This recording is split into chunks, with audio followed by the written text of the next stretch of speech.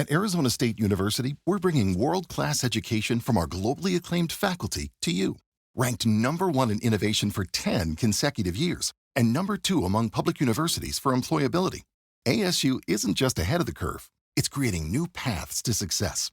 Earn your degree from the nation's most innovative university. Online, that's a degree better. Explore more than 300 undergraduate, graduate, and certificate programs at asuonline.asu.edu.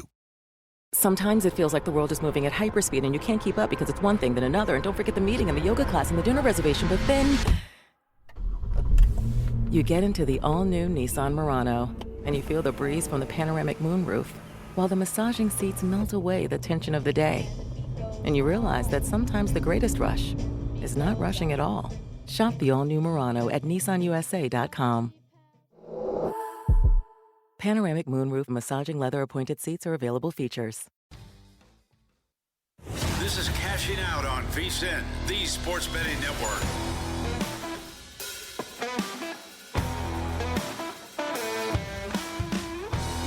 All right, welcome into Cashing Out with Joe Ceraulo, taking you through the next 3 hours right here on VSiN. And I know it's what you folks want to know about. The Memphis Grizzlies leading the Oklahoma City Thunder 77-51 at the half in Memphis. No one saw that coming, much like I'm just kidding. Everyone saw Jackson Dart to the Giants coming because the Giants are incompetent. And that's how we're going to start this show. Joe Schoen, Brian Daboll, these two have absolutely done a terrible job with the New York Giants organization the last couple of years. And they trade back into the first round, like a lot of people expected, to get a quarterback with Shedeur Sanders and Jackson Dart both on the board. And look, I'm not a Shedeur Sanders lover. We've talked about that a lot on this program. But I think of the two, he was the clear-cut better choice. I don't see much success, if any, at the pro level for Jackson Dart and for the Giants to give up assets to trade back into the first round and get this kid who crapped his pants against the University of Kentucky this past fall, I think was a terrible move for the New York Giants. But this is honestly, there's no one to blame here but ownership, because this is what happens when Daboll and Schoen know that it's their last chance. They're not planning for the future. They're planning for right now. So they got Russ Wilson as a transition guy and Jackson Dart, and they're going to try to, obviously go all in on the 2025 campaign, as they should, because they don't have much longer of a leash. So it's understandable. But I hate this because as a Giants fan, what the Giants are going to be doing next year with a new regime is this all over again, drafting a quarterback, because you're going to get a new GM and a new head coach, and they're probably going to want their guy, and their guy's not going to be Jackson Dart, who I don't see as much better than the last Ole Miss quarterback drafted, Matt Corral. Where's he now? The UFL? It's the unwatchable football league, what Matt Corral's playing for right now. Jackson Dart, not much better. I mean, this was a year Ole Miss should have had a lot of success, and there were some big moments where Dart flat out did not show up. Look at right there, Giants, first-round quarterbacks drafted. Cracks me up seeing Phillip Rivers there, obviously, because of the trade that ensued, but I think if you're going to compare Dart to anyone in that graphic, I think he's a lot closer to Daniel Jones than he is Rivers or a Phil Simms in terms of career trajectory. The Falcons pick is in. We have back-to-back trades after a relatively quiet first round. No movement since the Browns and Jags shook things up early. Now the Falcons make a deal with the Los Angeles Rams to move into the 26th pick. We'll see who the pick is. Goodell's up at the podium. Pick is in. Pick is Pierce, James Pierce Jr. I like that pick. And I'm glad he's not going to the Eagles, because that was mocked. I saw in a lot of mock drafts, James Pierce Jr. to Philly there with the final pick of the first round. I like that pick a lot for Atlanta. So have the Falcons now gone 2 edge rushers? Trade back in, and you see that's how you build a team. That's how you win games. And I know, I can't fault the Giants. The Giants have as good a D-line as you could ask for. They just have a lot of other deficiencies. But good for Atlanta, trading back in. So let's see the details of that trade. The Rams get Atlanta's second-round pick, as well as next year's first and this year's 7th. Atlanta gets this, and a third. Interesting. So when will the Rams be picking next? The Rams won't be picking for a while, but it's all right. If you're the Rams, they don't really need much. Maybe fortify that defense a bit, which you can do with a couple second-round picks. But they had a hell of a season. Remember, in the Eagles' Super Bowl run, the LA Rams played Philly tougher than any other opponent the Eagles saw. I mean, the Rams were legitimately in a position to win that game. On the road, in the snow, a dome team from LA in a position to win a cold game with flurries in Philadelphia. So this Rams team doesn't need a whole lot. Looks like a good deal for each side. And for Atlanta, after that Judon deal was an absolute and utter bust a year ago, the Falcons trying to generate some pressure coming off the edge now. I like that move a lot. The Ravens on the clock, 4 minutes to go until their pick is in. We'll see what Baltimore does here. Had a little, I don't want to call it a run on receivers, but we've had 2 receivers go in the last 7 picks. Can't imagine Baltimore would go receiver here. Probably defense. They've got a young O-line, but promising group. Showed a lot of improvement from the start of last season. Knowing a John Harbaugh team, I would imagine the Ravens go defense with this pick right here. We'll see what they ultimately decide to do. Just recapping the last few picks. The Rams trade to Atlanta. The Falcons take James Pierce, edge rusher out of Tennessee. My Giants traded to 25th to get Jackson Dart, second quarterback, taken off the board. So we'll see now. We've got 6 picks left, right? Yeah, 6 picks left in the first round. We'll see if Shador gets taken here in the first round for that over-under 2.5 quarterbacks. We are at 2 right now. Before the Giants, Minnesota, smart, sensible pick. Work on your O-line. Donovan Jackson, guard out of Ohio State. Matthew Golden went before him, 23rd to the Packers. I like that pick a lot. I think that's a great pick. I thought Green Bay was going to end up with Emeka Egbuka, although anytime you project a receiver to Green Bay, it's a bit of a gamble because they haven't done so since 2002 with their first-round pick, but they do it in front of the home crowd here tonight. And, this was a guy who, it would not have shocked me if Matthew Golden was the first receiver off the board. And I know he was hovering between plus 160 and 2-1 to be the first receiver taken. But that would not have shocked me at all. If Golden went 12 to Dallas, if that was the first receiver, obviously McMillan went 8 to Carolina, and then Dallas pivoted and went Booker, which, by the way, I like that pick from Dallas. I don't think Golden would have been a bad pick. I don't think Egbuka would have been a bad pick. I think Booker was a fine pick. You're trying to replace Zach Martin. Guy's probably going to be a first ballot Hall of Famer, gold jacket to Canton.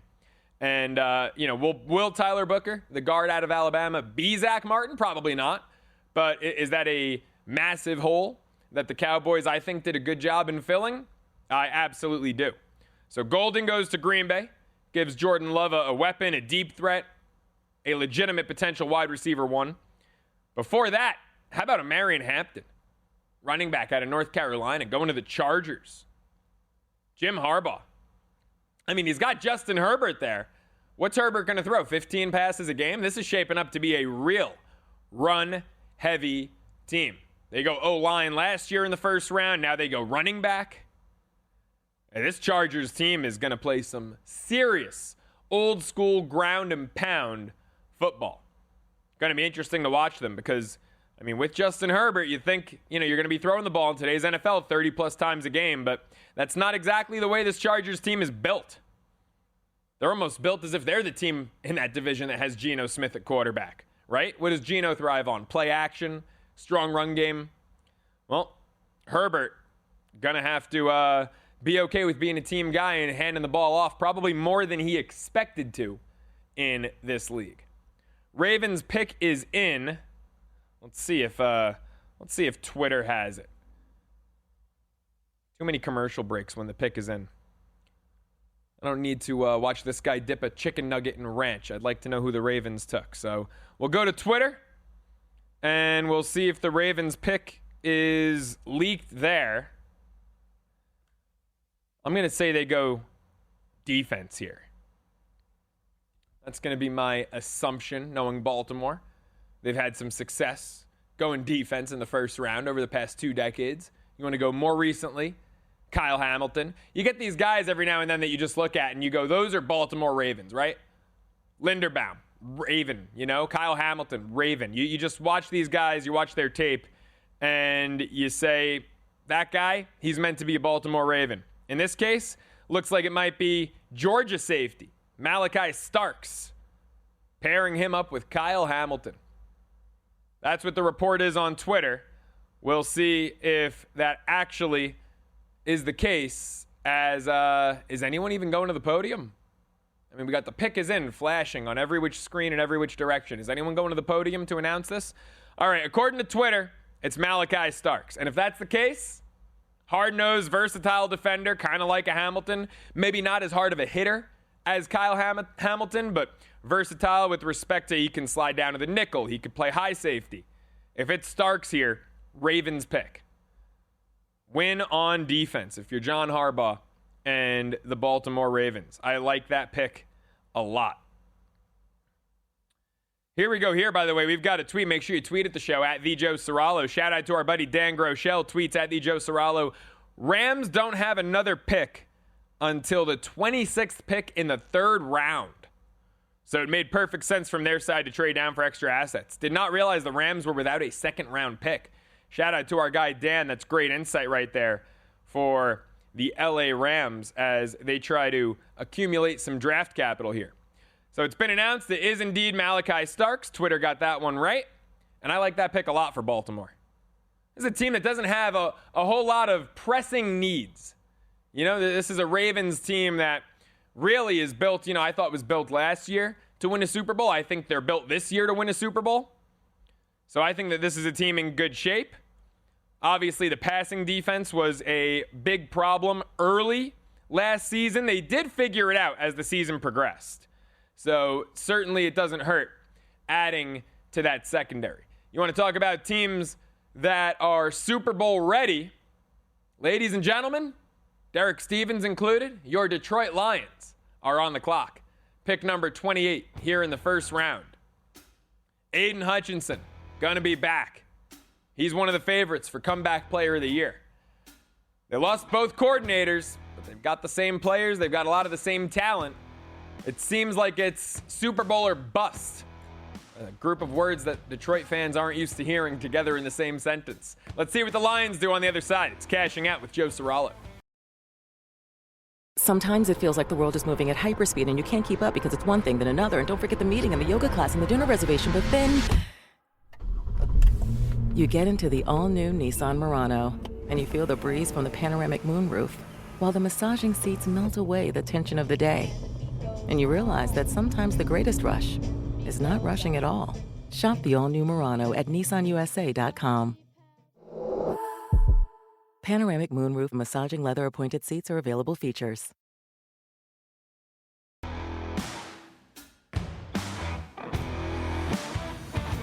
Welcome back to Cashing Out here on VSiN, the Sports Betting Network.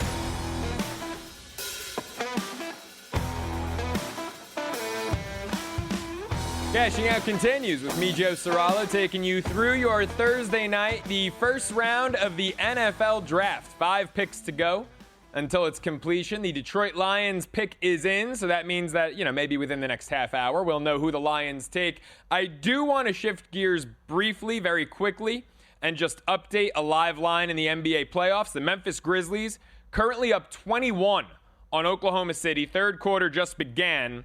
The Grizzlies up 79-58. Yet, despite the 21-point lead, laying just 10.5 on the live line. The reasoning there, Ja Morant left the game in the second quarter after taking a nasty spill, and it is unknown whether or not he will return. So if Morant is done for the night, Oklahoma City down 21 points.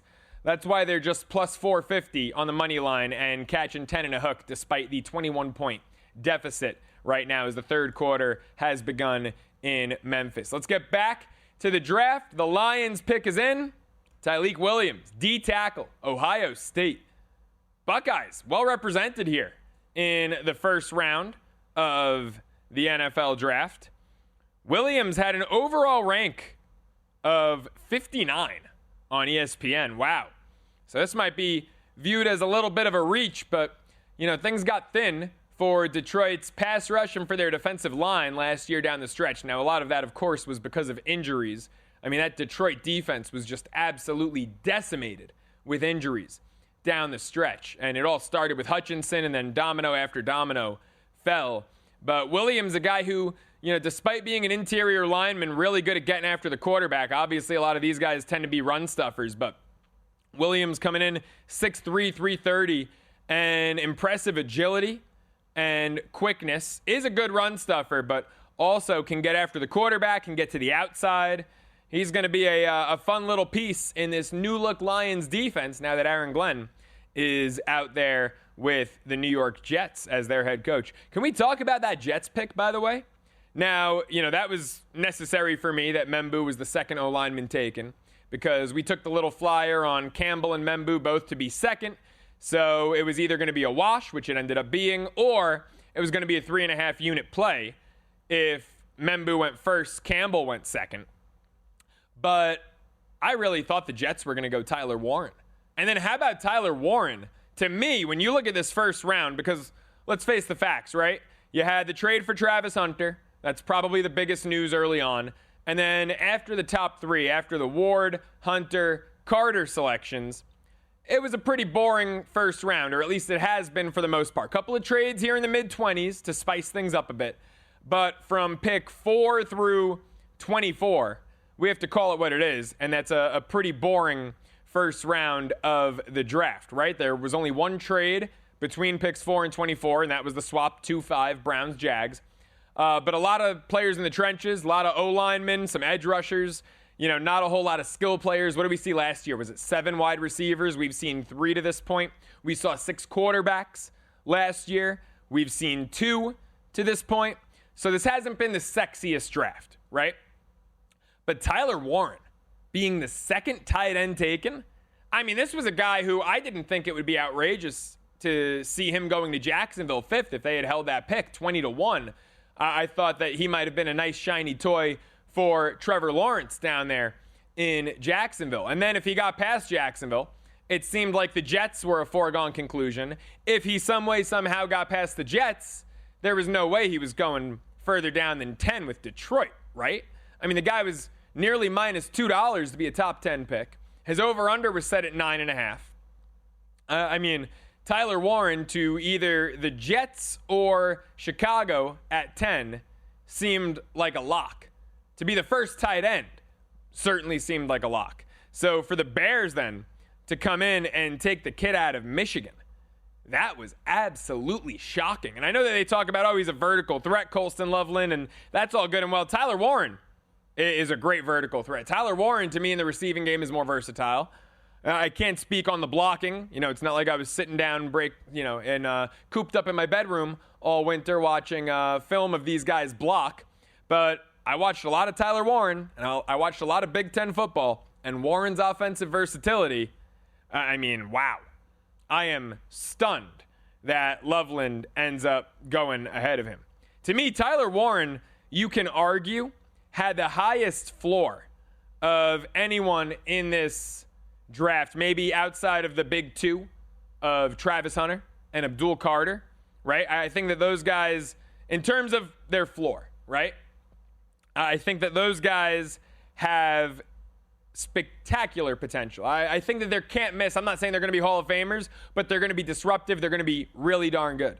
I think after those two, Tyler Warren, probably the next sure thing in this class. And if you're the Jets, a team that last year missed out on Brock Bowers when a lot of people had Bowers going to the Jets, to pass up on a really dynamic playmaker and a weapon 2 years in a row to go O-line, thought the Jets would have balanced it out. Last year they passed Bowers, they go Fashanu.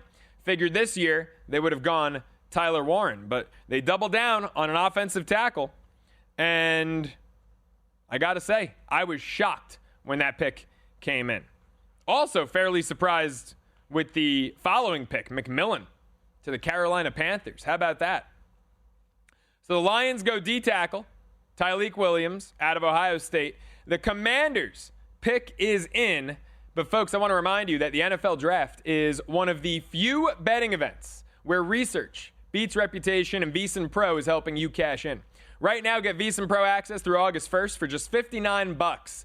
That's a full summer of sharp betting insights at half the regular price. With VSiN Pro, you'll get daily best bets, real-time betting splits from DraftKings and Circa, 24/7 video access over on the VSiN Watch app, and more. From the draft to the Derby and beyond, every sport, every edge, one incredible, unbeatable low price. Sign up now, VSiN.com/subscribe. That's VSIN.com/subscribe. Let's see if we get the Commanders pick, or if we're going to have to go to Twitter for it. Another case of seeing the pick is in on 8 billion signs in Green Bay and not seeing who it actually is. All right, per Twitter, so take this with a grain of salt. It looks like they're going O-line with the Oregon tackle, Josh Connerly Jr. And, yep, Goodell confirms that. So Josh Connerly Jr., 29th pick, second Oregon Duck taken in the 20s. Obviously, the Steelers surprised a lot of people. Went Derek Harmon, the D tackle, out of Oregon. Now Washington beefs up that O-line after their O-line got hit with some injuries late in the year, got really exploited in that NFC Championship game against Philadelphia. I mean, that Commanders O-line didn't stand a chance against the Eagles' versatile pass rush in that game. I mean, the Eagles, the success that they had, again, you know, when we talked about this a lot right after the Super Bowl, just in case you forgot, they didn't blitz once in the Super Bowl. And they didn't blitz much in the NFC Championship game because they didn't have to. So Washington getting ready for that dogfight that's going to be the top of the NFC East and protecting their future in Jaden Daniels by taking an offensive tackle out of Oregon. Connerly's got blindside experience. He can swing over to the right. Started his career on the right side, moved over to the left. Although interesting to note, with Oregon, the left side was not the blind side because Dylan Gabriel's a lefty. So we'll see what Washington's plans for Josh Connerly Jr. are. But either way, whether you get a left tackle or a right tackle, as long as you get a starting tackle to protect Jaden Daniels at 29, you are in pretty good shape. How many offensive tackles have we seen taken now? We had the three in the top 10 with Campbell, Membu, and Banks. And this is, the first since. Haven't had an offensive tackle taken in 20 picks. How many guards? We've had 3 guards get taken since. Booker to Dallas. The kid Zabel out of North Dakota State, who's got great size for a guard. He's 6'6", 310. He's, I will say, pretty long for a guard. And it's ironic because you look at a guy like Campbell, who we've been talking about, might have to kick inside because he's a little short for a tackle. So we'll see what Zabel ends up profiling as for Seattle. Was surprised the Seahawks didn't go receiver. They lose Tyler Lockett, DK Metcalf. Now with Pittsburgh, I really thought the Seahawks might go receiver. And, I mean, they had their pick, right? Anyone not named McMillan, Golden, Igbuka, they were all there at 18, but they went Zabel. And then the Vikings go Donovan Jackson, Ohio State. So now we've had 7 offensive linemen, 4 tackles, 3 guards taken so far in the first round. Bills on the clock, 3 picks to go here in the first round. I'm thinking it's got to be cornerback here. We've only had 2 cornerbacks taken, Travis Hunter, Jahdae Barron. We'll see who it ultimately ends up being, but I'm thinking it's got to be Will Johnson. It's got to be potentially Trey Amos, the Ole Miss kid, who a lot of people were betting this week to be a first rounder. We'll see who the Bills take up next. Cashing Out with Joe Ceraulo.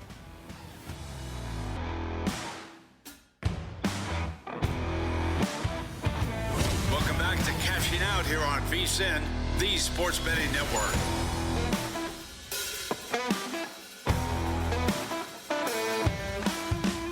I swear I thought my eyes were just playing tricks on me there because the Buffalo Bills just selected with the 30th pick in the 2025 NFL Draft. And I'm looking to the TV screen, top right here in studio.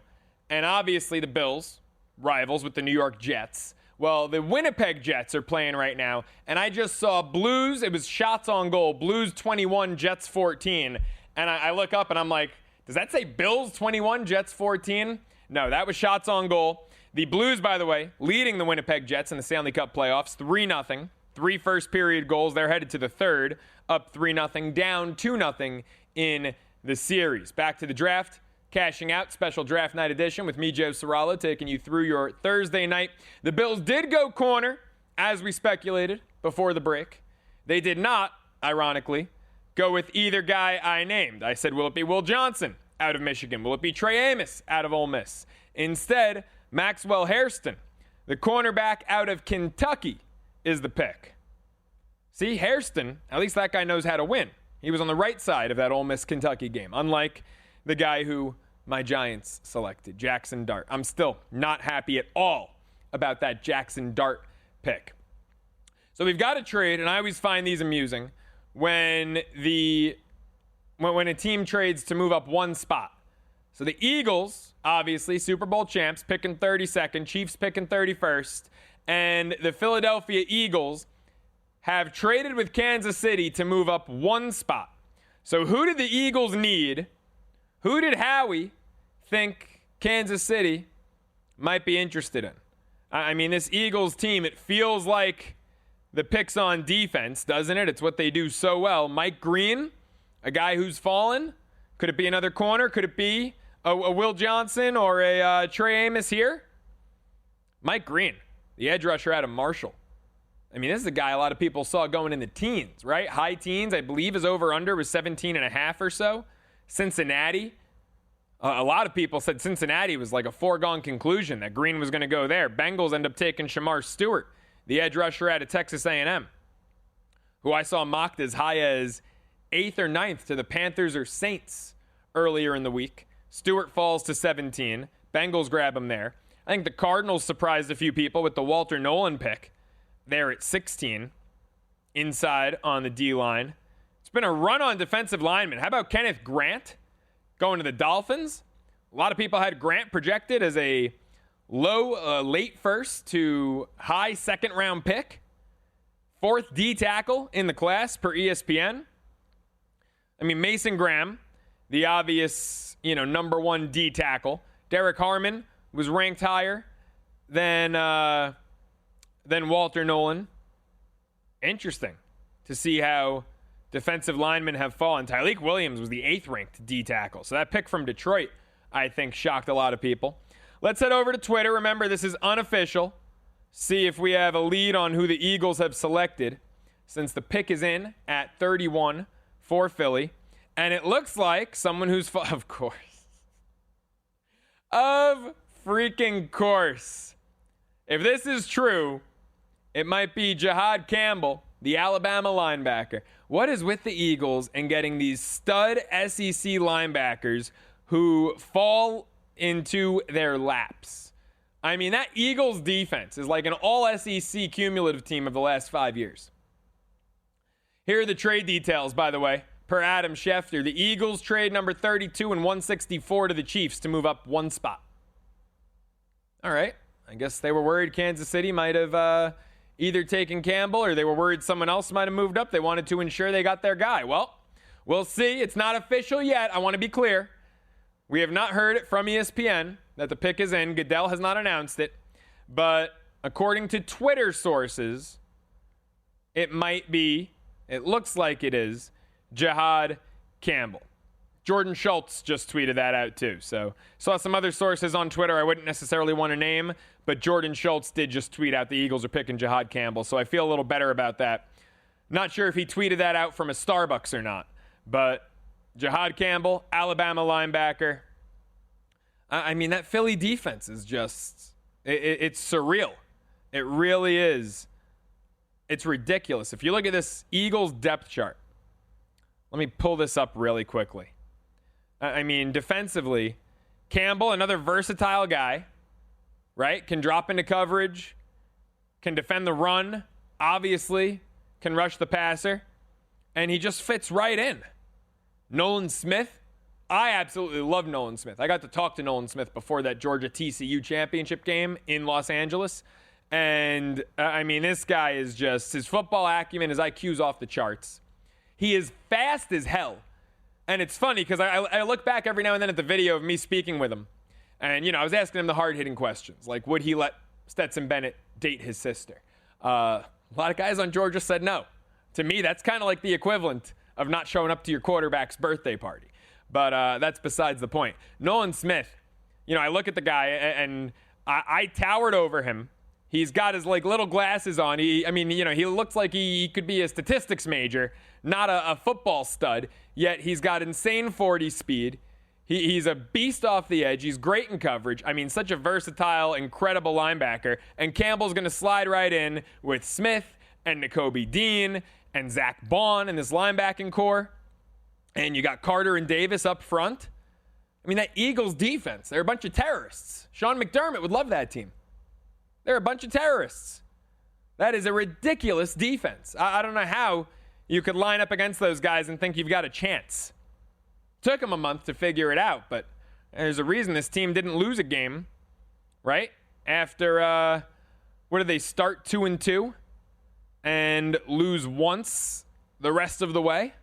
Yeah, after that bye week. They were 2-2 going into the bye. That terrible loss Monday night to Atlanta where Kirk Cousins went surgical on them, 2-minute drill. And then Tampa Bay, they were very injured and depleted, and the Bucs just steamrolled them. And then after that bye week, went on to lose one game the rest of the year, and it was when Jalen Hurts got hurt at Washington, week 16. That defense was just horrifying, and it got scarier. Jahad Campbell, from Alabama to the Eagles. Something about SEC defenders going to Philadelphia and just absolutely wreaking havoc. By the way, we've been talking about this Jahad Campbell pick for no exaggeration, 4 or 5 minutes. Goodell is just announcing it now. I mean, give me a break. It's official.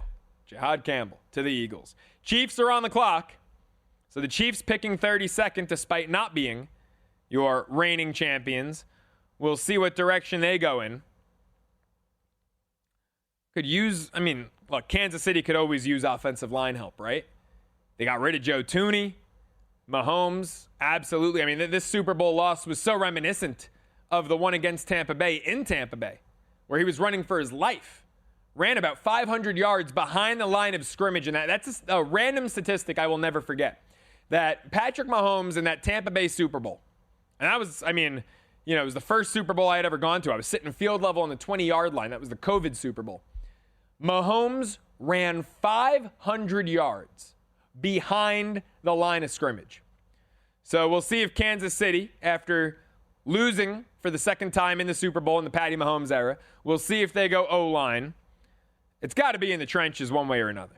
It's got to be either D-line or O-line, because one thing they didn't do while they didn't protect Mahomes in the Super Bowl, they also did not pressure Jalen Hurts.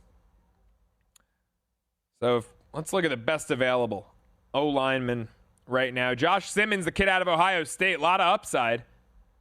In fact, some people had him ranked as the third O-tackle behind Campbell and Membu. There's a big fall off after Simmons, too. So maybe he's your selection here. Could always kick someone inside. Tate Ratledge. He's one of the top guards on the board, by the way. Also, like Nolan Smith, would not let Stetson Bennett date his sister. True story. Tate Ratledge, one of the first guys I asked that question to. Edge rushers, Mike Green, still out there. That would be a big drop-off if Mike Green fell out of the first round, a guy who many had mocked going 17th to Cincinnati. If he fell all the way out of the first round, that would be a big drop. So Green, Simmons, two guys who expected to go here night one. One of them ain't. Both of them might not. Darius Alexander, if they go inside, D-tackle out of Toledo. He had a first-round grade attached to his name.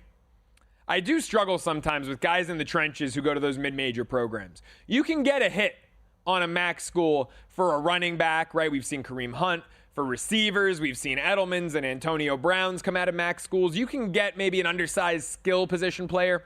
Sometimes I worry about a player like a D-tackle, right? Because think about the O-lineman he's going up against, the guys on Buffalo, on Eastern Michigan, as opposed to maybe a Shamar Turner or a TJ Sanders, who are going up against these beefy SEC offensive linemen. So we'll see what Kansas City does. I'm going to say they take Simmons out of Ohio State, the offensive tackle. Sometimes it feels like the world is moving at hyperspeed and you can't keep up because it's one thing then another. And don't forget the meeting and the yoga class and the dinner reservation. But then you get into the all-new Nissan Murano and you feel the breeze from the panoramic moonroof while the massaging seats melt away the tension of the day. And you realize that sometimes the greatest rush is not rushing at all. Shop the all-new Murano at nissanusa.com. Panoramic moonroof massaging leather appointed seats are available features. That's my assumption. The pick is in. We'll see what it is on the other side. It's the special draft edition of Cashing Out with Joe Ceraulo. Don't go anywhere.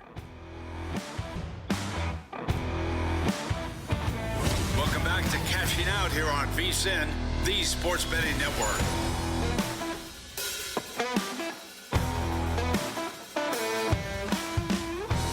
The pick is in for the Kansas City Chiefs. And to conclude the first round, it is the guy I said, Josh Simmons, offensive tackle, Ohio State.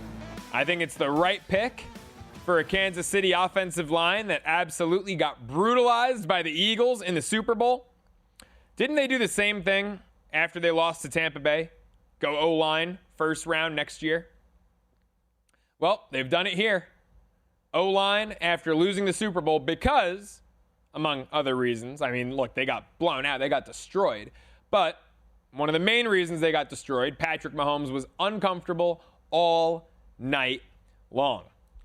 So they get Josh Simmons out of Ohio State. That does it for the first round. We'll recap as the night continues some of the biggest stories, biggest trades, biggest picks of the first round. But how about one man who is still on the board as we head into day two? Shedeur Sanders falling out of the first round. Is that remarkable or what? If you had under 2.5 quarterbacks selected, you got there, it was Cam Ward, and then it was a sweat for 31 picks and only one quarterback taken. In the 31 picks following Cam Ward going to the Tennessee Titans, it was Jackson Dart to my Giants. Not a fan. I will say, and look, I didn't personally want the Giants to go quarterback because I think next year is the time to go quarterback. Now, I know for Joe Schoen and Brian Daboll, there probably won't be a next year, so they don't care about the future of the organization. They're trying to do what's best right now. I understand that. I do think Shedeur Sanders is going to be better in this league than Jackson Dart. I don't like that Dart selection. And it's not just because I didn't want the Giants to take a quarterback, because obviously I'd rather them build in the trenches for the future. They've got neighbors. They've got some pieces. Go quarterback next year. But if you were going to go quarterback, if you were insistent on going quarterback, I would have much preferred them to take Sanders. And look, you might, now we'll see, unless the Browns grab him immediately at pick number 33, you might not have even had to trade up. Obviously, though, they were hell-bent on Dart. I mean, Dart, as the draft approached on DraftKings, was odds on to go to the Giants. Yes, no? Or rather, which team will take Dart? He was minus 35 cents to go to the New York Giants. And I don't think anyone assumed that he was going to go there at the 3rd overall pick. So obviously, a lot of people, per reports, thought that the Giants would be trading back into the first round, as they did. But Shedeur Sanders still on the board. Pittsburgh passed up on him at 21. And the Steelers do not have a second-round pick. That's important to note. Gave it up for DK Metcalf. Shedeur Sanders on a podcast the other day or on social media, wherever he was, when they were doing the whole Mount Rushmore of quarterbacks thing going around Twitter, Shedeur Sanders, for the 4th spot, said whoever's going to be throwing to DK Metcalf and George Pickens. I don't think he meant Aaron Rodgers, but it might very well be Aaron Rodgers throwing to DK Metcalf and George Pickens this season, because Shedeur Sanders seems like there is no shot he's going to Pittsburgh. How funny would it be?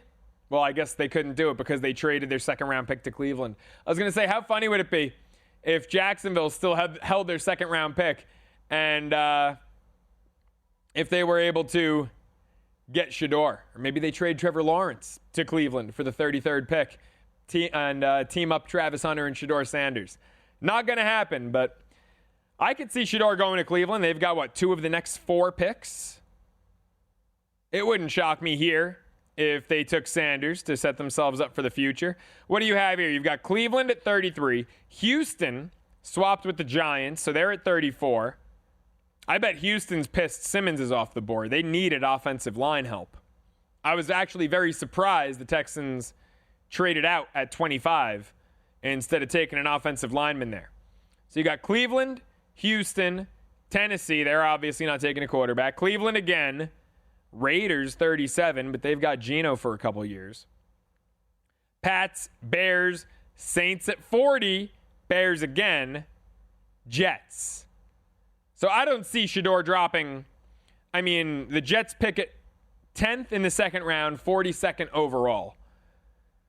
Shedeur's got to either go Cleveland, Raiders, Saints, Jets, right? Those are four picks, actually 5 picks among 4 teams out of the first 10 here in the second round. So I'm sure his name will be called, and there might even be another quarterback. Maybe Milroe goes among the first 10 picks of the second round, because Saints could use a quarterback. Jets could use a quarterback. Justin Fields, I believe, only has 1 year worth of guaranteed money on his 2-year deal. Raiders, nothing wrong with going quarterback. I mean, he's not going to start this year, but you never know about next season. You never know if Geno gets hurt. And then the Browns with 2 picks there. Are they really all in on Flacco? Is Watson going to play at all this season? Would not shock me if 2 quarterbacks get taken in the first 10 picks of the second round. Got some great insight here from our producer Jared Moore on some conference and position props. Let's go through some of these. The SEC, my goodness, over 14.5 players selected, cashes. Wow, what was the exact number? Jared, I'm curious if you have it. Was it 15? Was it 16? Did they get half of these selections out of the SEC? They go over 14.5, and the Big Ten goes over 9.5.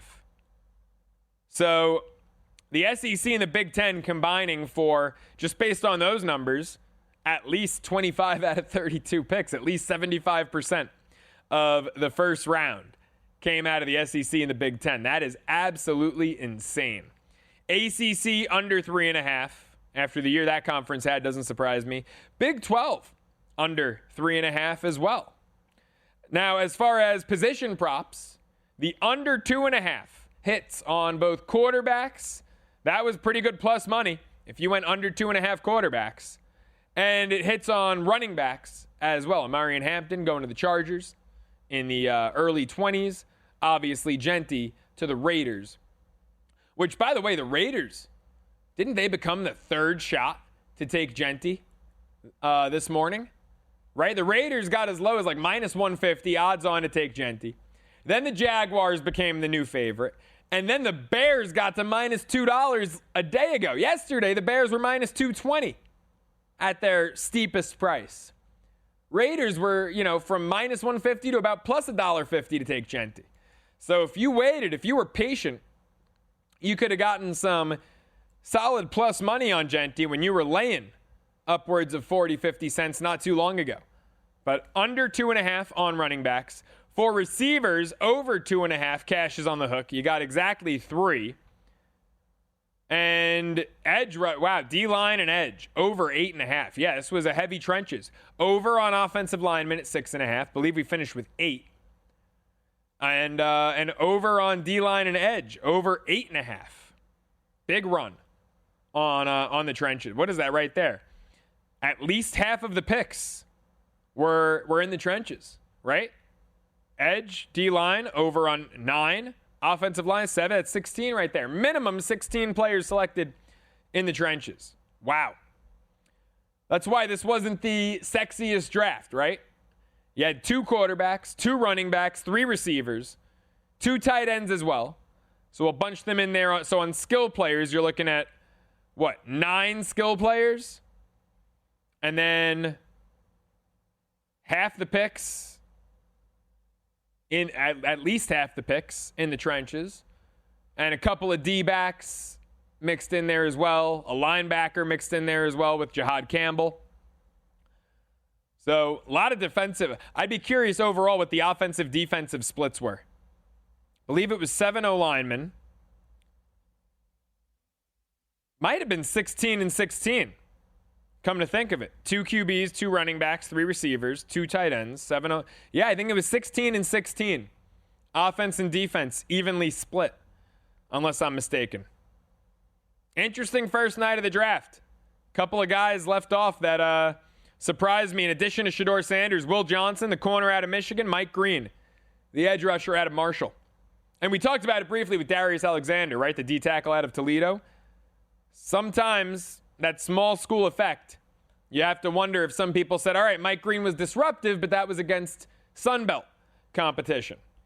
So is he going to be as disruptive at the next level? We'll see. But Green, I'm sure we'll hear his name night two. Will Johnson as well.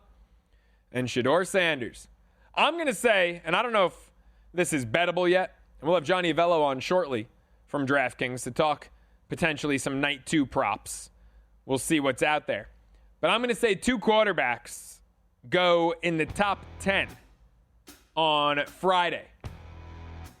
I mean, there are legitimately 4 teams at 5 draft positions, since Cleveland will be picking twice, who could go quarterback. And I think it'll be Shedeur and then Milroe. I'm not big on this Tyler Shuck kid out of Louisville. Too Brandon Whedon-esque for my liking. I didn't like his pro day. I don't like him. Another hour of cashing out up next.